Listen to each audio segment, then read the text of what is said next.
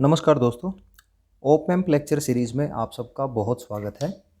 इस वीडियो में दोस्तों 555 टाइमर के ब्लॉक डायग्राम और उसकी वर्किंग को इन डिटेल एक्सप्लेन करेंगे। इससे पहले जो वीडियो था उसमें हमने इंट्रोडक्शन दिया था 555 टाइमर का, जिसमें आपको बताया था कि इसमें एक वोल्टेज डिवाइडर सर्किट होता है इस टाइप का। ये देखो दोस्तों, VCC 5 kilo ohms, 5 kilo ohms and 5 kilo ohms, ये आपका एक वोल्टेज डिवाइडर सर्किट है। क्यों? क्योंकि ओप एम्प के अंदर कभी करंट फ्लो नहीं करेगा, इसीलिए ये तीनों रेजिस्टेंस आपके सीरीज में कनेक्टेड हैं, कुछ ऐसा दिखेगा। तो ये है आपका वोल्टेज डिवाइडर सर्किट्स। दूसरा आपको बताया था कि इसमें हम दो कंपैरेटर यूज़ करेंगे। दोस्तों ये हमारा है अपर कंपैरेटर और ये है हमारा लोअर कंपैरेटर। फिर हमने बताया था कि यहाँ SR फ्लिप फ्लॉप का भी यूज़ होगा। कंपैरेटर की जो आउटपुट्स हैं वो आपकी SR फ्लिप फ्लॉप्स की इनपुट बन जाती हैं। अपर कंपैरेटर आपका रीसेट पिन पे जाता है, लोअर कंपैरेटर आपका सेट पिन पे जाता है। ये है आपका फ्लिप फ्लॉप। फ्लिप फ्लॉप में आपकी दो आउटपुट होंगी, एक ये आपकी सिंपल आउटपुट है, ये आपकी कॉम्प्लीमेंट्री आउटपुट है। कॉम्प्लीमेंट्री आउटपुट को फाइनली हम पावर एम्पलीफायर्स में भेज देते हैं। ये पावर एम्पलीफायर एक नोट गेट की तरह बिहेव करेंगे, यानी यहाँ आउटपुट जो होगा वो हमारा ओवरऑल आउटपुट ऑफ 555 टाइमर होगा। ठीक है। इसके बाद मैंने बताया था आपको कि हमारा एक डिस्चार्ज सर्किट भी है। डिस्चार्जिंग जो सर्किट है वो हमारा यहाँ पे कह सकते हो, ये हमारा एक ट्रांजिस्टर है, NPN ट्रांजिस्टर है दोस्तों। पिन नंबर 7 आपकी यहाँ कनेक्ट है। अगर ये ट्रांजिस्टर आपका ऑन है तो ये आपका डिस्चार्जिंग पाथ अवेलेबल कराएगा। अगर यहाँ कोई कैपेसिटर जुड़ा है तो वो कैपेसिटर पहले से अगर कुछ वोल्टेज स्टोर करता है तो इस ट्रांजिस्टर से होता हुआ ग्राउंड में जाएगा, यानी वो आपका डिस्चार्ज हो सकता है। अगर ये ट्रांजिस्टर आपका कट ऑफ रीजन में है तो ये फिर आपका ओपन स्विच की तरह काम करेगा और अब आपका कैपेसिटर डिस्चार्ज नहीं होगा, बल्कि अगर पहले किसी वोल्टेज सोर्स के साथ कनेक्टेड है तो वो चार्ज होता रहेगा। तो ये है दोस्तों इसका पूरा ब्लॉक डायग्राम। इस ब्लॉक डायग्राम में VCC जो है वो हमारा 8th पिन पे अप्लाई करते थे, और जो हमारा फर्स्ट पिन था दोस्तों, ये पिन कॉन्फ़िगरेशन आपके सामने रख देता हूँ। 1 आपका क्या है, ग्राउंड, ये आपका 1 ग्राउंड है दोस्तों। 2 पे हम ट्रिगर इनपुट अप्लाई करते थे कुछ टाइम के लिए, ये आपका 2 पिन है ट्रिगर इनपुट, जो लोअर कंपैरेटर के इन्वर्टिंग टर्मिनल पे अवेलेबल है। फिर दोस्तों 3rd पे हम आउटपुट लेते थे, ये 3rd है हमारा, यहाँ आउटपुट लेंगे। फिर 4th पिन हमारी रीसेट पिन होती थी, ये देखो दोस्तों ये हमारी 4th पिन है, यहाँ हमारा रीसेट है। इसके बाद हमारा जो 5th है वो है हमारा कंट्रोल वोल्टेज, ये है हमारा 5th पिन, यहाँ पे हम एक कंट्रोल वोल्टेज अवेलेबल कराएंगे अपर कंपैरेटर के इन्वर्टिंग टर्मिनल पे। फिर है हमारी 6th pin, that is threshold, तो ये है हमारा एक्सटर्नल वोल्टेज, थ्रेशोल्ड वोल्टेज कह सकते हैं, पिन नंबर 6 पे। पिन नंबर 7 आपका डिस्चार्ज पिन है और पिन नंबर 8 आपका VCC है। तो दोस्तों इस तरीके से पिन कॉन्फ़िगरेशंस के अकॉर्डिंग हमारा ये पूरा का पूरा ब्लॉक डायग्राम है। इस पूरे ब्लॉक डायग्राम में सबसे पहले वोल्टेज डिवाइडर सर्किट्स के अकॉर्डिंग यहाँ वोल्टेज पता कर लेते हैं कि इसके नेगेटिव टर्मिनल पे और इसके पॉजिटिव टर्मिनल पे कितनी वोल्टेज है। देखो वर्किंग को एक्सप्लेन करेंगे तो वर्किंग क्या है, voltage at negative terminal of C1। C1 है दोस्तों आपका अपर कंपैरेटर, यानी यहाँ पे इस टर्मिनल पे कितनी वोल्टेज अवेलेबल है। Voltage division formula already study कर चुके हैं, तो यहाँ कितना होगा दोस्तों, 5 + 5 ये आपका 10 हो जाएगा। तो 10 kilo ohms divided by sum of all the resistance multiply with source voltage, तो कितना होगा ये, यहाँ देखिए ये आएगा 10 डिवाइडेड बाय सम कितना है तीनों का 15 मल्टीप्लाई विद VCC। तो दोस्तों जब हम इसको सोल्व करेंगे तो कितना बनेगा, ये बनेगा हमारा 2 डिवाइडेड बाई 3 इंटू VCC कह सकते हो आप। तो यहाँ पे जो वोल्टेज अवेलेबल है भाई उसका पोटेंशियल है 2 VCC डिवाइडेड बाई 3, ये वोल्टेज हमारी यहाँ पे कनेक्टेड है। ठीक है। अब थ्रेशोल्ड वोल्टेज है मान लीजिए VT। अब इसका वर्किंग एक्सप्लेन करेंगे। अगर मान लीजिए थ्रेशोल्ड वोल्टेज जो पॉजिटिव टर्मिनल पे है, ये वोल्टेज अगर इस वोल्टेज से बड़ी हो जाए, V नेगेटिव क्या है, V नेगेटिव ये निकाल चुके हैं, तो VT अगर V नेगेटिव से बड़ा हो जाए तो इसके बीच जो डिफरेंशियल वोल्टेज है वो पॉजिटिव हो जाएगी, और इसमें डिफरेंशियल वोल्टेज अगर पॉजिटिव होगी तो आउटपुट पे हमें पॉजिटिव वी सैचुरेटेड वोल्टेज मिलेगी, यानी आउटपुट होगा हमारा पॉजिटिव वी सैचुरेटेड। ये वोल्टेज इतनी हाई है कि इसको हम हाई लॉजिक भी कंसीडर कर सकते हैं in terms of digital electronics.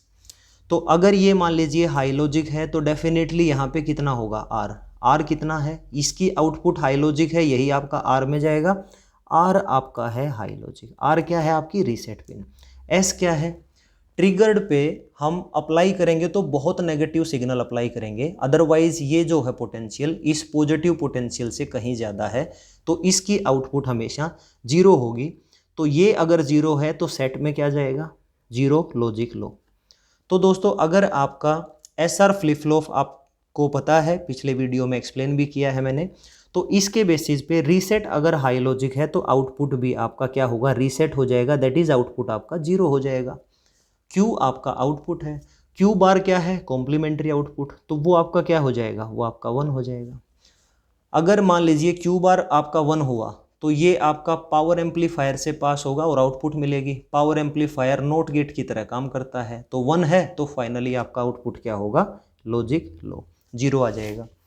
तो यहाँ पे क्यू बार पे अगर 1 है तो डेफिनेटली इस ट्रांजिस्टर्स को क्या है, पीछे से हाई वोल्टेज अवेलेबल होगी।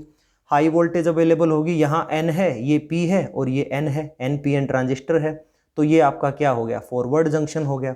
तो Q2 जो है वो आपका ऑन हो जाएगा, सैचुरेशन रीजन में काम करेगा। ऑन होते ही क्या होगा, ये आपका ऑन होगा। अगर यहाँ कोई कैपेसिटर कनेक्ट होता तो फिर वो कैपेसिटर इस ट्रांजिस्टर्स के थ्रू डिस्चार्ज हो सकता था। तो ये एक केस है, हमने स्टडी कर लिया है। दूसरा केस लोअर कंपैरेटर है। लोअर कंपैरेटर के पॉजिटिव टर्मिनल पे पोटेंशियल बताइए। पॉजिटिव टर्मिनल पे पोटेंशियल अभी बता देते हैं कितना होगा। यहाँ पे वोल्टेज डिवीजन फार्मूला ऑलरेडी मैं समझा चुका हूँ, वो कितना होगा, दिस रेजिस्टेंस, यानी यहाँ से ग्राउंड तक का जो रेजिस्टेंस है that is 5 kilo, divided by sum of all 3 resistance that is 15, multiply with what, VCC। तो दोस्तों ये आपका V पॉजिटिव कितना बना, ये बना आपका 1/3, या कह सकते हो VCC/3। तो V पॉजिटिव ऑफ C2 यानी लोअर जो कंपैरेटर है उसके पॉजिटिव टर्मिनल पे वोल्टेज है VCC डिवाइडेड बाय 3 वोल्ट, ठीक है। और ट्रिगर्ड वोल्टेज ये आपके पास है। तो अगर ट्रिगर्ड वोल्टेज ज़्यादा है और V पॉजिटिव वोल्टेज कम है, यानी ट्रिगर्ड वोल्टेज VCC/3 से ज़्यादा है, तो आउटपुट आपका क्या होगा, -V सैचुरेटेड। रीज़न क्या है, रीज़न है कि जो डिफरेंशियल वोल्टेज है वो नेगेटिव हो जाएगी, ठीक है। वो नेगेटिव होगी तो आउटपुट नेगेटिव सैचुरेटेड होगा। लेकिन अगर ट्रिगर्ड वोल्टेज कम है और V positive that is VCC/3 ये वोल्टेज ज़्यादा है, तो डिफरेंशियल वोल्टेज ओवरऑल आपकी पॉजिटिव होगी, जिससे आपको बाहर पॉजिटिव सैचुरेटेड आउटपुट मिल जाएगा, ठीक है भाई।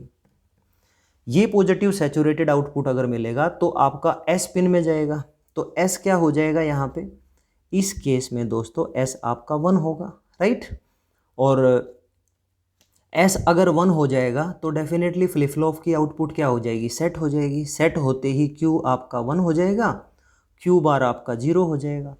ये 0 पावर एम्पलीफायर्स में जाएगा, नॉट गेट की तरह काम करता है, तो ओवरऑल आउटपुट आपकी क्या होगी, ओवरऑल आउटपुट अब की बार आपकी हाई लॉजिक हो जाएगी। क्यों, 0 का नॉट गेट क्या होता है, हाई लॉजिक। यहाँ पे अगर 0 है तो इस ट्रांजिस्टर्स को कोई भी वोल्टेज अवेलेबल नहीं होगी, तो ये ट्रांजिस्टर अब की बार ऑफ स्विच की तरह काम करेगा। अगर ये ऑफ हो जाता है और यहाँ साथ पे पिन नंबर 7 पे कोई कैपेसिटर है तो वो अब की बार कैपेसिटर चार्ज होगा, ना कि वो डिस्चार्ज होगा, क्योंकि डिस्चार्ज होने के लिए उसको कोई क्लोज्ड पाथ नहीं मिलेगा, ठीक है भाई। अब हम बात करते हैं इसका पावर एम्पलीफायर यूज़ क्यों करते हैं। 555 टाइमर में दोस्तों आउटपुट पे मैक्सिमम पावर डिलीवर करने के लिए हम पावर एम्पलीफायर का यूज़ करते हैं, और ये पावर एम्पलीफायर आपका एक नॉट गेट की तरह काम करता है, ठीक है। अब हम फंक्शन समझाते हैं रीसेट का। रीसेट क्या है, रीसेट पिन से किसी भी टाइम हम इस पूरे सर्किट्स की ओवरऑल आउटपुट को 0 बना सकते हैं। मान लीजिए रीसेट पिन अगर आपने ग्राउंड कर दी, ये पिन आपने ग्राउंड कर दी, इस एरो से पता लग जाता है कि ये PNP ट्रांजिस्टर है। तो PNP ट्रांजिस्टर्स में यहाँ ये अमीटर है, ये बेस है, ये कलेक्टर है। अमीटर पे पॉजिटिव पोटेंशियल है और बेस आपका ग्राउंड है, तो डेफिनेटली यहाँ से करंट फ्लो करेगा, और जो अमीटर करंट है ऑलमोस्ट कलेक्टर करंट भी आपका उतना ही होता है। तो इसका मतलब ये हुआ रीसेट पिन अगर ग्राउंड है तो Q1 आपका ऑन हो जाएगा सैचुरेशंस में काम करके। जो ये पोटेंशियल है दोस्तों, यही पोटेंशियल आपका यहाँ अवेलेबल होगा। अगर ये ऑन होगा तो Q1 बार क्या होगा, Q1 बार आपका हाई लॉजिक होगा। क्यों? वी रेफरेंस इतना पोटेंशियल है कि उसको मैं हाई लॉजिक कंसिडर कर सकूं। अगर ये हाई लॉजिक है तो आउटपुट क्या होगा, जीरो। देखो, रीसेट पिन को मैंने ग्राउंड किया तो आउटपुट मेरा जीरो बन गया। यही इसका फंक्शन होता है कि रीसेट पिन का ऐसा यूज है, उसकी हेल्प से ओवरऑल जो आउटपुट है वो आपकी जीरो हो सकती है। So it helps to reset the output of the flip flop. मान लीजिए आउटपुट को आपको रीसेट नहीं करना, तो क्या करोगे, इस रीसेट पिन पे हमेशा एक हायर पोटेंशियल अप्लाई करके रखो, हो सकता है वो VCC ही हो। तो ये पॉइंट और ये पॉइंट कनेक्ट कर दो, तो रीसेट पिन आपकी हायर पोटेंशियल पे होगी, VCC वोल्टेज मान लीजिए। अगर वो VCC वोल्टेज है तो ये अमीटर और बेस जंक्शन आपका फॉरवर्ड बायस्ड नहीं रहेगा। उसकी हेल्प से क्या होगा, Q1 अब की बार कट ऑफ रीजन में काम करेगा और Q1 आपका कंडक्ट नहीं करेगा। अगर ये कंडक्ट नहीं करेगा तो इसका मतलब आउटपुट आपकी रीसेट नहीं होगी। तो ये था दोस्तों 555 टाइमर का पूरा इन डिटेल ब्लॉक डायग्राम और इसका वर्किंग प्रिंसिपल। अब हम आने वाले वीडियोस में 555 टाइमर के बेसिस पे कुछ एप्लीकेशंस हैं जो monostable multi vibrators and astable multi vibrators, उनको हम इन डिटेल एक्सप्लेन करेंगे। लेकिन वो एक्सप्लेन करने से पहले ये वीडियो समझना बहुत ज़रूरी था, ताकि आपको 555 टाइमर के हर एक ब्लॉक कंपोनेंट का फंक्शन ईजिली समझ आ सके। So this is the end of the video. Thank you so much for watching this video.